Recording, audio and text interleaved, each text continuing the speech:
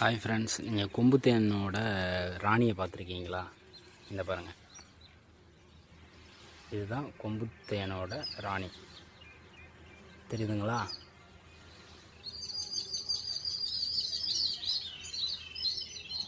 இதுதான் கொம்பு தேனியோட ராணி. அப்படியே அதனுடைய காட்ஸ் எல்லாம் சுற்றி வராங்க பாருங்கள்.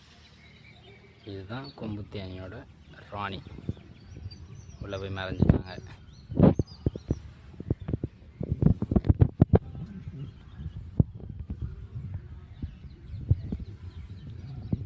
இதில் வந்து நம்ம தேனை எடுத்துகிட்டு குச்சியை நம்ம வந்து கட்டி கொடுத்துருக்குறோம்.